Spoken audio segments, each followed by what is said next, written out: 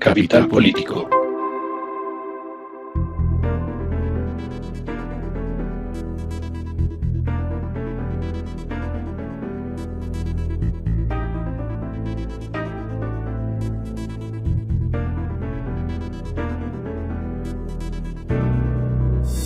Capital Político es un podcast que se ocupa habitualmente de las noticias más importantes de Colombia, Bogotá y el mundo, pero estamos haciendo una serie de especiales de cara a las elecciones del 19 de junio, en las cuales se votará la segunda vuelta de las presidenciales y tendremos por fin a alguien que estará encargado de recibir este bololó, este despelote, este merequetengue y todas las otras apelaciones que se puedan hacer a el desorden en el cual se podría encontrar este país después de 4 años del gobierno Duque. Y nosotros estamos haciendo el trabajo de evaluar los dos programas de gobierno de los dos candidatos a la luz de una serie de líneas temáticas. Hoy le toca el turno al medio ambiente, las agendas ambientales y sobre todo las propuestas ambientales por parte de cada uno de los candidatos, Gustavo Petro y Rodolfo Hernández. Para esto, para esta evaluación, para este cara a cara, tete a tete, se encuentra con nosotros Vanessa Torres, subdirectora de Ambiente y Sociedad. Vanessa, bienvenida una vez más a Capital Político.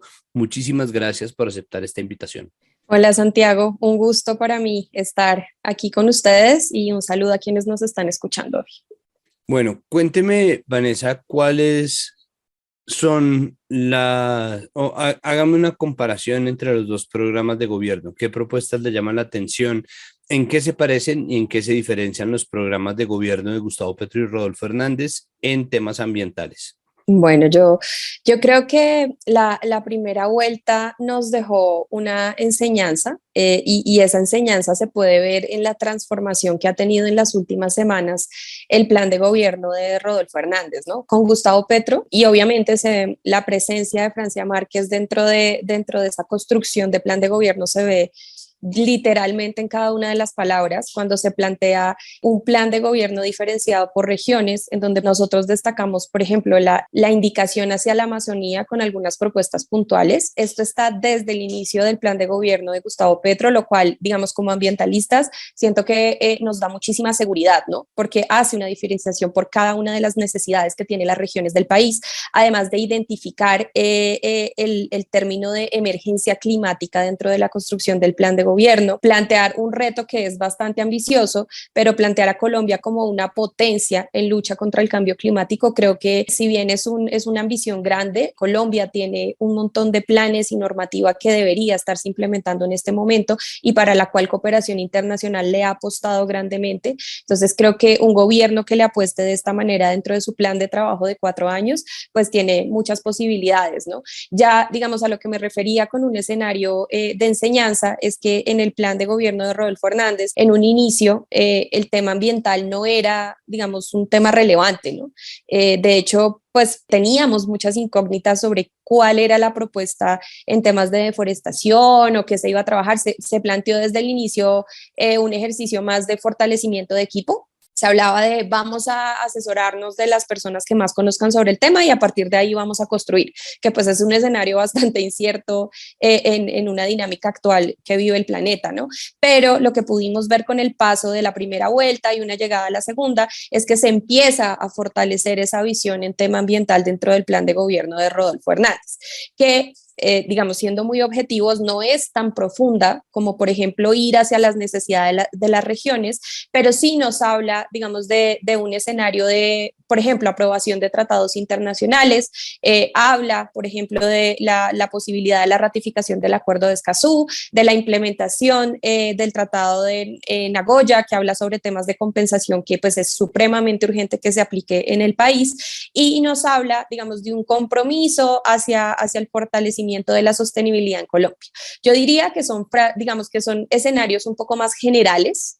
No hay, digamos que un desarrollo a profundidad y técnico como lo hay en el otro lado, pero sí hay un cambio que es bastante notorio entre un escenario de primera vuelta y un escenario de segunda vuelta.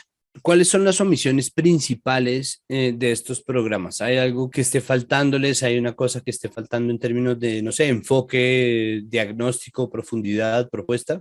Bueno, en el caso de Rodolfo Hernández, yo creo que una gran deuda que tenemos es el tema de transición energética, ¿no? Sabemos que Colombia está en ese proceso hacia la transición energética, Santiago, y de hecho, desde sociedad civil estamos prestándole muchísima atención a este proceso. Y te voy a contar un ejemplo. Ahorita se habla mucho del tema de energías eólicas, ¿no? ¿Cuáles son esas energías limpias que nos van a llevar a un mejor escenario saliendo de todo el tema extractivo, de extracción de minerales, de extracción de petróleo, que sabemos que ha generado no solo impactos ambientales, sino conflictos sociales muy fuertes en Colombia? Entonces se ha hablado del tema eólico, ya se está empezando a hablar, por ejemplo, de la extracción de hidrógeno en el país, que ya hay diferentes casos en el mundo. Chile es un país pionero en esto y esto tiene una serie de impactos. Entonces es necesario que en un plan de gobierno se plantee cuál va a ser la transición que Colombia va a hacer hacia estas energías. En el plan de gobierno de Rodolfo Hernández, este punto no se toca, no se menciona. Entonces, cuando él menciona, por ejemplo, en sus declaraciones públicas, que el tema de cómo se va a reducir el impacto de la industria extractiva, él no habla de esto. Dice que pues, Colombia va a seguir, va a continuar esa dinámica extractiva, sobre todo de temas petroleros. Ahí, para nosotros como ambientalistas, se prende una alarma, ¿no? Porque sabemos que en departamentos como Caquetá, Putumayo, hay una alerta roja en temas de impactos sociales y ambientales por extracción de petróleo. Solamente en Putumayo hay 39 bloques petroleros activos en este momento, o sea, un departamento con 39 bloques petroleros sabiendo todos los impactos que esto genera. Y él no profundiza en cómo se va, digamos, a trabajar a nivel comunitario para, digamos que, resolver todos los conflictos que se han generado. Por el contrario, dice, se va a mantener una agenda económica fundamentada en el tema extractivo y no hablamos de transición energética, ¿sabes? Entonces, podríamos decir, dentro de este análisis, que es muy probable que en este caso sigamos bajo la misma línea que venimos trabajando hasta ahora, lo cual nos deja un escenario incierto porque sabemos que las comunidades están exigiendo oportunidades, por un lado, en temas productivos, que se tengan en cuenta lo que se está trabajando a nivel local, y por otro lado, el mundo nos exige escenarios de transición energética. En el caso de Gustavo Petro, él nos habla de un escenario de transición energética, donde yo creo que se podría fortalecer y que no se habla, es, por ejemplo, cuál va a ser el seguimiento a las empresas que asuman o actores privados que asuman esa transición energética. Y nosotros desde Ambiente y Sociedad tenemos una preocupación muy grande porque nos hemos dado cuenta que las empresas que están apuntalando esos ejercicios de transición energética, que de hecho estuvieron presentes en la última conferencia de las partes del Acuerdo de París, son las mismas empresas petroleras, ¿sabes? Entonces, se sigue haciendo explotación de petróleo en Piedemonte Amazónico, en otras regiones del país, pero ellos empiezan a abrir esa cartera de transición energética, hacia extracción de hidrógeno, implementación de proyectos eólicos, pero mantienen su cartera de petróleo. Entonces creo que es un poco inconveniente un actor que esté teniendo un doble rol y un doble impacto socioambiental sobre el territorio, ¿no? Porque tenemos que ser un poco consecuentes con los actores que están participando en esta transición. Entonces, para mí, creo que esa es una gran deuda que tiene ese programa de gobierno de Gustavo Petro, de pronto esa responsabilidad y esa sabiduría frente a estos actores privados que es tan importante. Y por otro lado, creo que también un punto muy relevante y que es una cartera que sabemos que genera un alto impacto socioambiental en el país es la cartera de infraestructura. Este punto no se toca mucho en ninguno de los dos planes de gobierno y sabemos que Colombia ha sido pionero a nivel de América Latina y el Caribe en la implementación de carreteras 4G. Muchos y muchas hemos escuchado sobre la Ruta del Sol, todas estas grandes carreteras, la Pasto-Mocoa, que no se pudo terminar en el departamento del Putumayo, que generaron grandes impactos y que las comunidades de hecho se movilizaron en contra de la construcción de estas carreteras. Por otro lado, sabemos que Colombia necesita interconexión, que es muy difícil desplazarse en el país, que tiene altísimos costos, por ejemplo, para el tránsito de materias primas. Entonces tenemos un escenario de conflictividad donde necesitamos resolver un punto clave y es vías de tercera generación. Esto es un tema que está completamente invisibilizado en estos planes de gobierno y son estas vías que se requieren y que existen estudios a nivel nacional, se requieren para fortalecer niveles comunitarios, ¿sabes? Todos sabemos que cuando entramos a estos pequeños municipios, a estas veredas a nivel nacional, ¿qué es lo que las interconecta? Vías informales. trochas, etcétera. No hay vías de tercera generación en Colombia y no se le apunta a invertir en estas vías. Por el contrario, se le apunta a estas grandes megacarreteras que pues por supuesto no le aportan en nada a la economía local de las comunidades. Entonces siento que el tema de infraestructura está bastante flojo dentro de ambos planes de gobierno. ¿Existe alguna propuesta en los programas que usted le llama, no, como esto nos hace ruido? Bueno, yo diría, o sea, nos hace ruido en sentido de alerta, ¿cierto? Es lo que tú mencionas. Sí, yo quisiera decir que lo que nos causa ruido, Santiago, son los silencios. Son los silencios porque siento que han sido 4 años en materia ambiental donde hemos tenido que afrontar muchísimas dificultades. La pérdida de institucionalidad en materia ambiental resulta muy compleja. Entonces, por el otro lado, por el lado de Rodolfo Hernández, yo siento que pues, y salió en medios de comunicación, de hecho, el tema de fusionar el Ministerio de Ambiente con el Ministerio de Cultura. Primero se habla de eso, luego se habla de fusionar el Ministerio de Ambiente con el Ministerio de Educación. Creo que eso genera una alerta enorme en el sentido de hay mucho desconocimiento sobre lo que es una agenda ambiental en el país.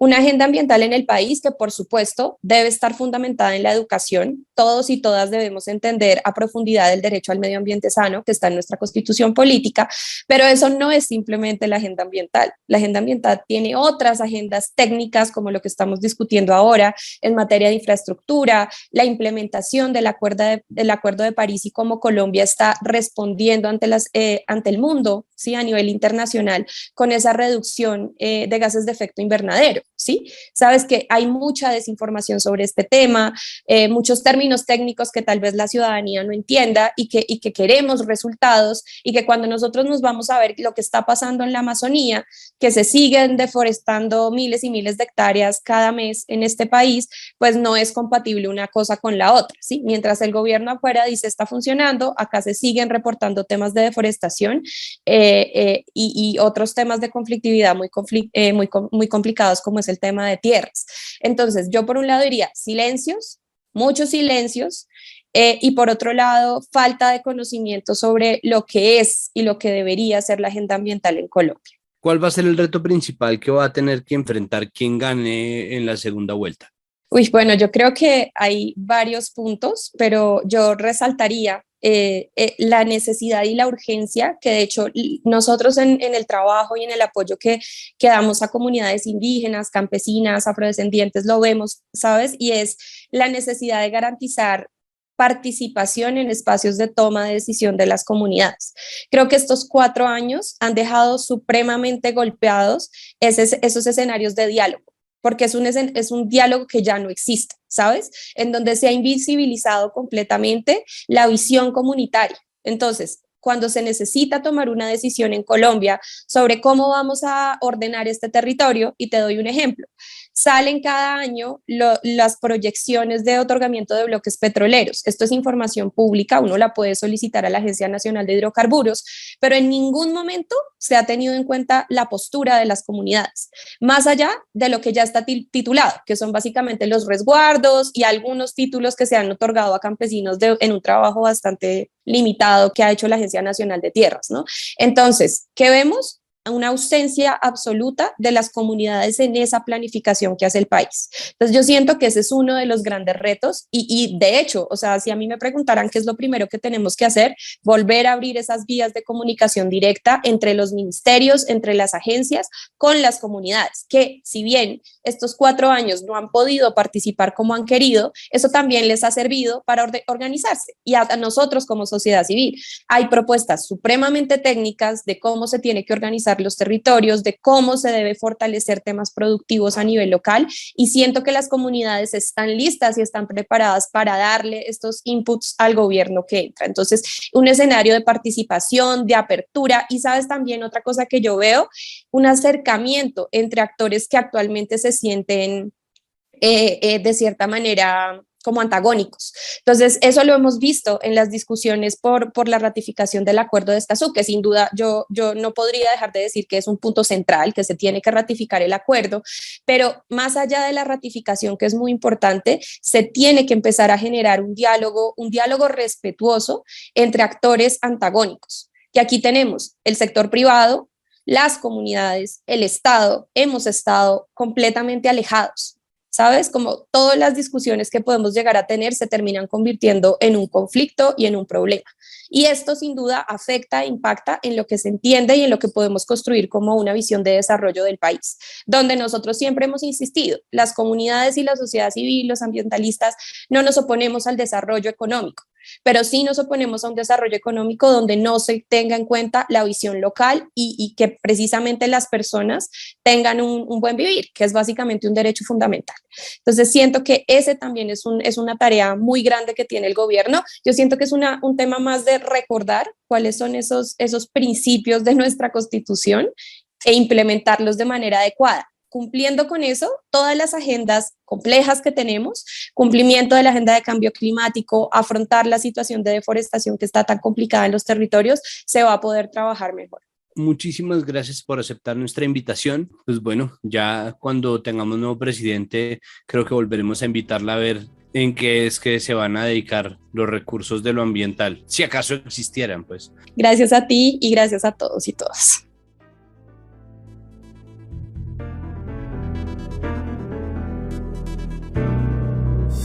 Y se encuentra con nosotros Juan Pablo Ruiz Soto. Él es profesor universitario de Medio Ambiente y Desarrollo en la Universidad Externado, en la Universidad del Rosario. Es columnista del diario El Espectador y también es consultor de la ONU en Medio Ambiente y Paz. Juan Pablo, bienvenido a Capital Político. Muchas gracias, Santiago, por la invitación y bueno, pues listos para conversar con ustedes. Cuénteme, ¿cómo ve usted los programas de gobierno de Gustavo Petro y Rodolfo Hernández en materia ambiental? ¿En qué se parecen? ¿En qué se diferencian? Bueno, yo diría que se parecen en que el de Hernández es casi como una síntesis hecha por un buen estudiante del programa de Petro, en el sentido, bueno, quizás el programa de Petro y algo del programa de Fajardo, pero realmente el programa de Hernández es muy simple, es muy sencillo, pues tiene los puntos centrales, pero es bastante sencillo en su propuesta de cómo llevarlo a cabo. El programa de Petro es mucho más completo, es mucho más complejo, digámoslo así, y en ese sentido, pues naturalmente tiene más referentes de cómo pretende adelantar su programa de gobierno.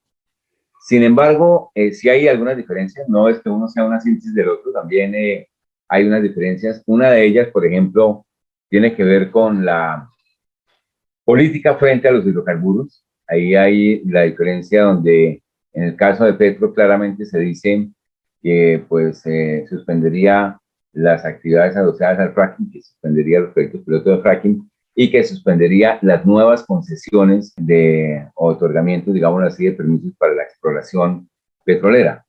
En el caso de Hernández, pues no hace esa referencia. Él dice que continuaría en la ejecución de los proyectos piloto, aun cuando ha sido un poquito contradictorio de si haría o no fracking. A veces pareciera que no es la evaluación integral posterior que habría que hacer de los proyectos pilotos lo que define la posibilidad o no de hacer fracking, sino a veces pareciera, digamos, contradecir esto con ciertas afirmaciones respecto a hacerlo, adelantar esa actividad. Entonces, bueno, esa es, digamos, una de las cosas que los diferencia. También pienso que el tema, digamos, de contraer la oferta de hidrocarburos que propone Petro a través de suspender las licencias o el otorgamiento de nuevos campos para la explotación petrolera y de suspender el fracking, pues son dos propuestas que no necesariamente afectan la oferta de hidrocarburos en el corto plazo, porque obviamente la oferta de hidrocarburos tiene que ver con lo que hoy está en explotación y con las concesiones y los permisos que ya están otorgados de exploración. Entonces, no hay una verdadera contracción de la oferta de hidrocarburos para el periodo, digamos, del gobierno de Petro. Y me parece que el faltante, en el caso de la propuesta de Petro, es que no dice cómo va a contraer la demanda de hidrocarburos para que si efectivamente, si hemos contraído la oferta y la demanda sigue creciendo como está pasando en Colombia, pues ¿qué pasaría? Que llegaría a un punto donde tendríamos que importar el déficit que tendríamos de producción de hidrocarburos versus la demanda de hidrocarburos. Entonces, creo que en el caso de la propuesta de Petro sí sería muy conveniente que se analizara cómo habría que primero contraer la demanda de hidrocarburos para luego sí ir disminuyendo la oferta de esos mismos hidrocarburos, porque naturalmente el mundo en general va hacia una descarbonización que tenemos que hacer, queramos o no, porque si no los costos en términos sociales y pues no solamente ambientales, sino los costos ambientales que van a tener impactos sociales y económicos va a ser muy profundos, como ya lo estamos viviendo hoy, por ejemplo, con la destrucción de los vías de comunicación en Colombia por las lluvias extremas o las inundaciones, en fin. Digamos, hay muchos efectos económicos que empezamos a ver por el cambio climático. Tenemos que enfrentar ese cambio climático. En eso, ambos proyectos de gobierno, ambos programas hablan de que lo van a hacer, pero me parece que en el caso de Petro es un poco más específico en el cómo lo va a hacer.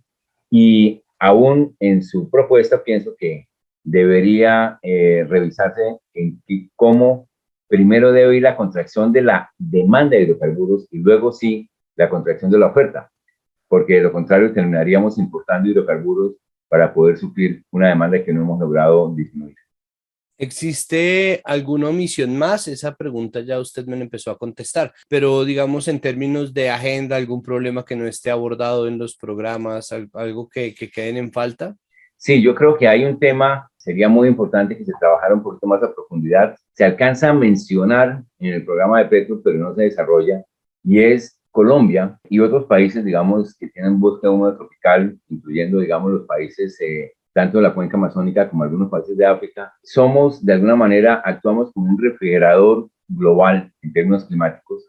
Absorbemos, digámoslo así, energía, absorbemos calor y generamos además una regulación hídrica que tiene una importancia global en términos del comportamiento del clima, de las lluvias y de las épocas de sequía. Y en ese sentido, Colombia ha estado prestando esos servicios ecosistémicos al mundo de manera gratuita. Y evidentemente esos servicios ecosistémicos empiezan a valer. O sea, el bosque en pie, que es un bosque regulador del clima, empieza a ser reconocido como un asset, como un elemento del capital natural que tiene un valor. Y ya de hecho en Gabón, por ejemplo, Gabón realizó una negociación con Noruega, donde Noruega le da una compensación a Gabón, no solamente por disminuir la deforestación, Gabón en África, por disminuir la deforestación del bosque que tiene cerca del 82% de su superficie en bosque. Entonces hay una compensación, se disminuye la tasa de deforestación, pero también hay una compensación por el bosque que se mantiene en pie y que al mantenerse en pie fija carbono, pero al mismo tiempo sirve de regulador climático. Entonces,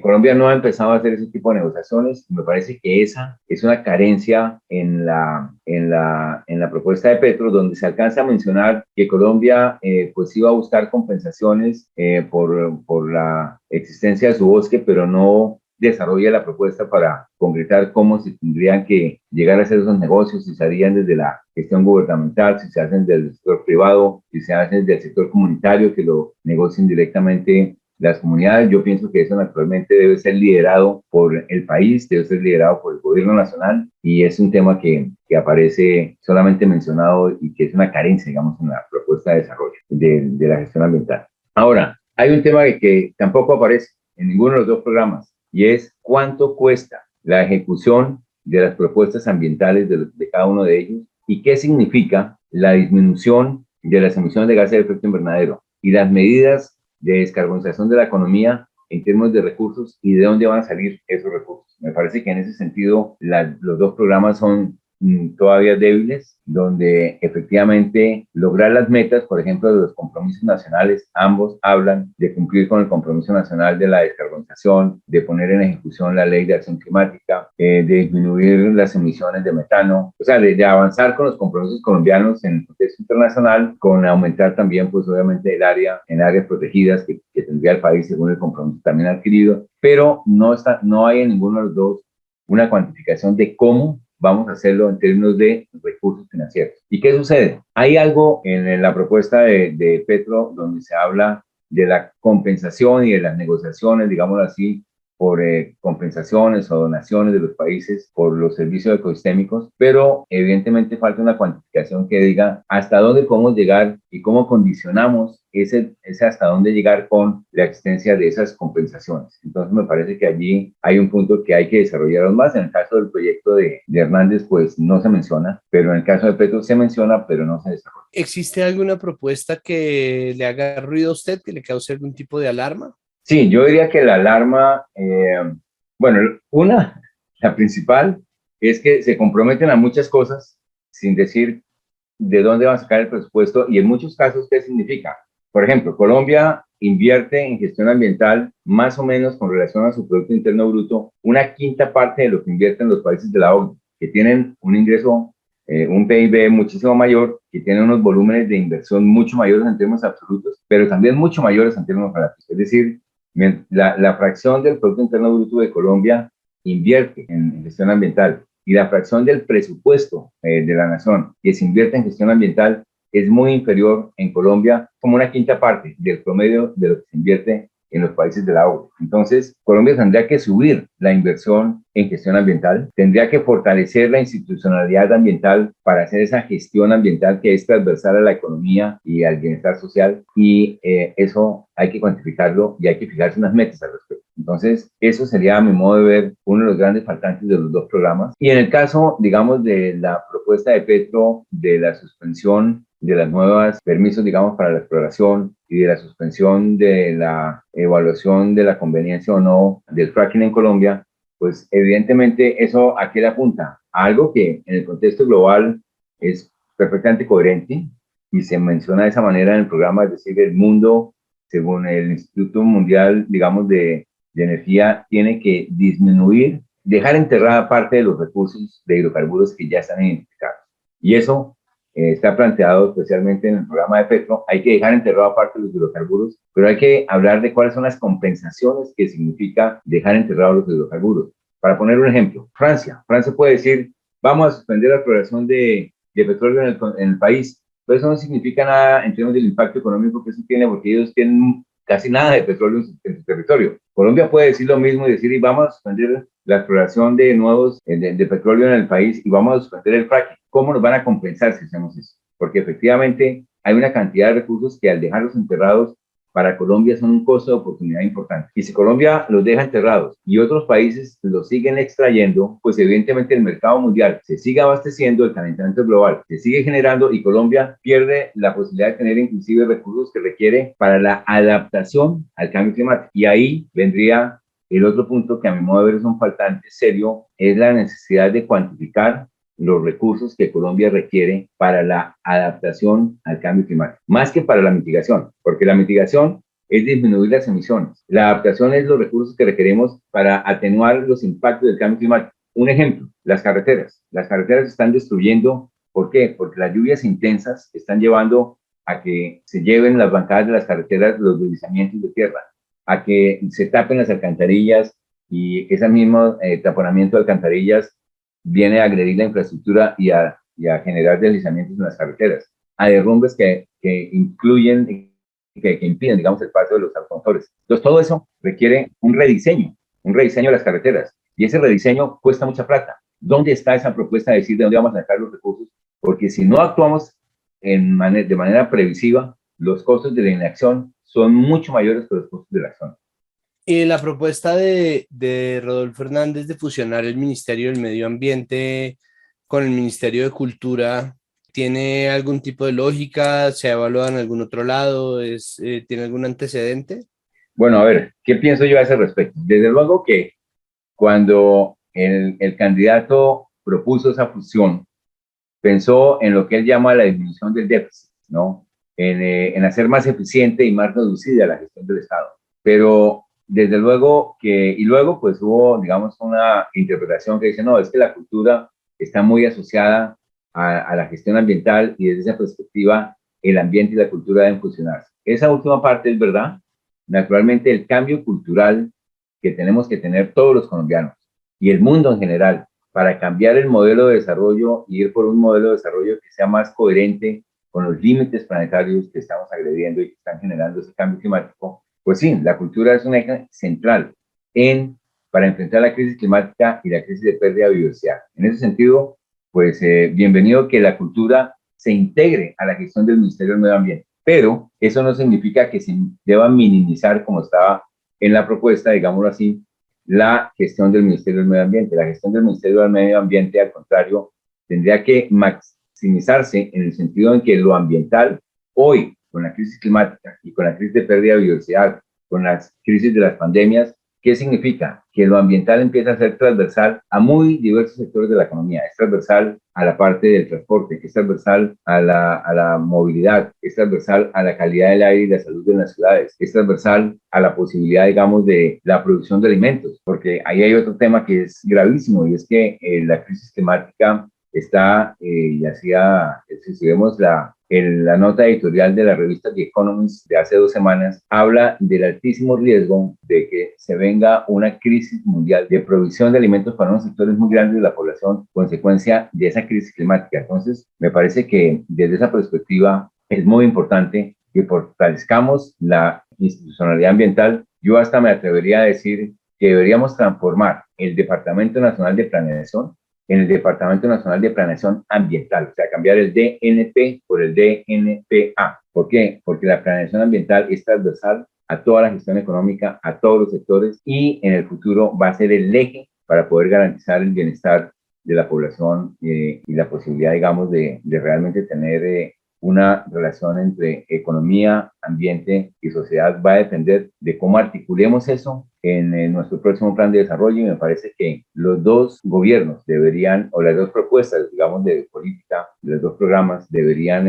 centrar sus propuestas del plan de desarrollo y volver un eje de esa propuesta del plan de desarrollo la gestión ambiental.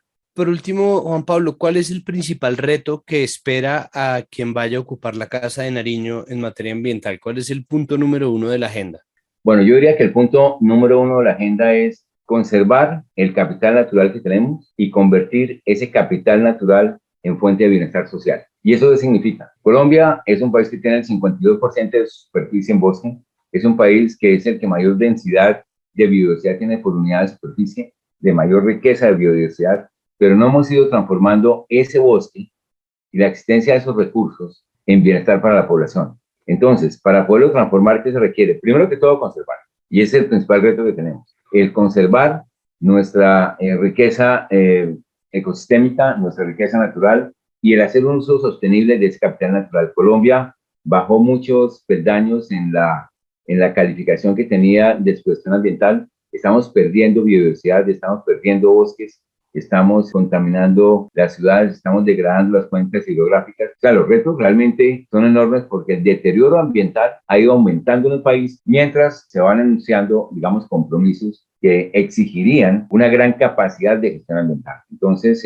me parece que los retos que hay para el gobierno entrante son supremamente grandes, no solamente por cumplir con los compromisos internacionales que se han ido adquiriendo, sino fundamentalmente por hacer que esa riqueza que hoy tenemos se convierta en bienestar. Y dentro de ese proceso, me parece que Colombia tiene que entrar a negociar en el contexto internacional la valoración económica de los servicios ecosistémicos de nuestro bosque natural y de nuestra riqueza ecosistémica. Eso requiere un proceso muy serio, digamos, de cuantificación, de negociación y fundamentalmente de distribución de los beneficios de esas negociaciones. Es decir, las comunidades locales tienen que poderse beneficiar de las negociaciones que se puedan dar por la valoración económica de los servicios ecosistémicos que nuestros ecosistemas le están prestando al mundo en términos de regulación climática y conservación de biodiversidad. Y ese es un tema que es un reto para el gobierno que venga, sin duda. Hoy es una oportunidad, pero al mismo tiempo un reto. Juan Pablo, muchísimas gracias por aceptar nuestra invitación. Espero que podamos luego evaluar a ver qué ha pasado con la gestión ambiental de un tiempo para acá. Muchas gracias, Santiago, por la invitación y siempre dispuestos a comentar sobre los diferentes temas relacionados con bienestar y gestión ambiental.